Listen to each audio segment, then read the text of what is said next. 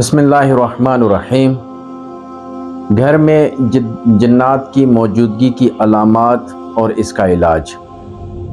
घर में जब जिन्नात मौजूद हों तो अपनी मौजूदगी का एहसास इस तरह दिलाते हैं कि आपको ऐसा महसूस होगा कि घर के अंदर कोई चल रहा है या छत पे चलने की जो है वो आवाज़ें आ रही होती हैं। तो दूसरी सूरत जो है इसकी ये होती है कि घर के अंदर जो है आपके जो बच्चे हैं वो रोना शुरू कर देंगे, चिड़चिड़ापन सा जो है घर के अंदर तमाम लोगों में महसूस होगा।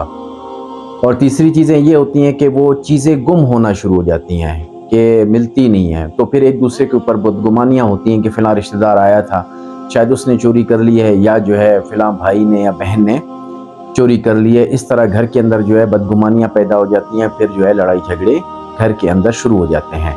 और इसी तरह बाज़ औक़ात जो है खून के छींटे या जो है इसके पानी के छींटे आना शुरू हो जाते हैं, या ज़ाफ़रानी रंग के जो है छींटे आना शुरू हो जाते हैं।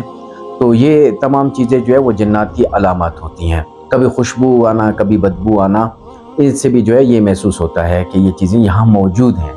तो इसका इलाज ये है कि आपने आज़ान देनी है घर के अंदर बुलंद आवाज़ में, और दूसरी जो है सूरह यूनुस की आयत नंबर जो है 81, 82, 81, 82, ये जो है आपने पानी के ऊपर दम करना है। जो आज़ान आपने दी है वो भी दम करना है। फिर चारों कोनों में जो है इसका आपने छिड़काव करना है। तो इंशाअल्लाह इससे जो है ये जिन्नात घर से भाग जाएंगे।